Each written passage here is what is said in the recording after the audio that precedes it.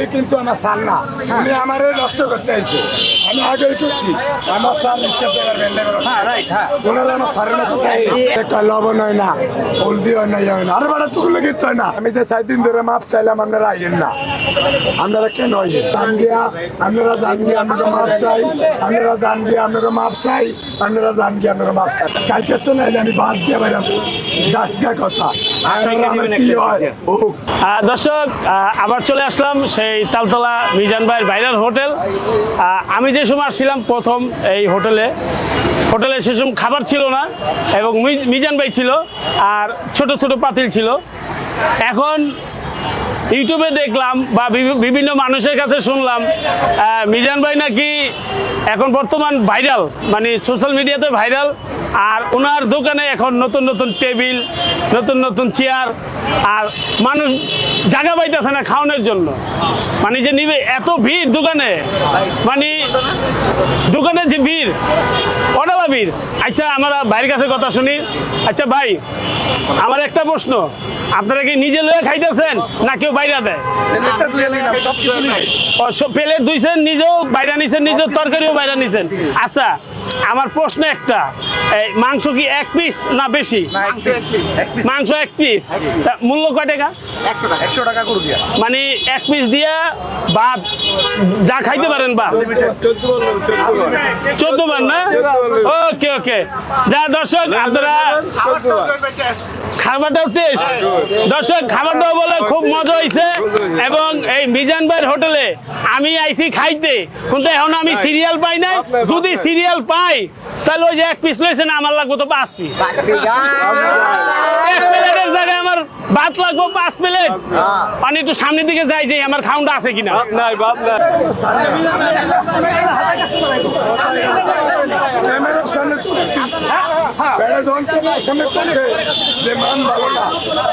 উনি তো আমার সার না, উনি হচ্ছে উপরের তলা। না না, এই খাই, এই যে উনি কিন্তু আমার সার না, উনি আমারে নষ্ট করতে আইছে।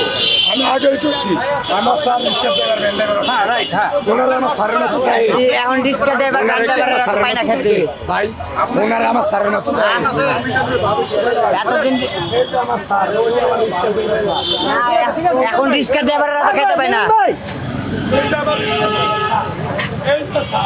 এখন লেগে এই যে বেড়ায়, এই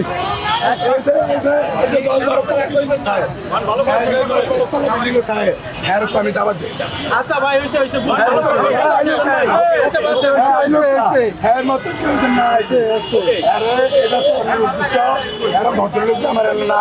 ভাই আমি আরো খাইছি।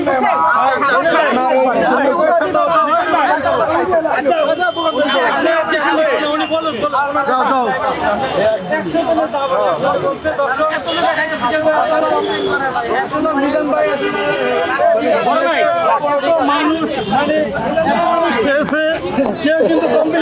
আমরা যে মোবাইল থেকে মাওনা থেকে আসছি, গাজীপুর মাওনা থেকে আসছি, এখানে খাবার ভালো, এত লোক খাইতেছে, কেউ কমপ্লেন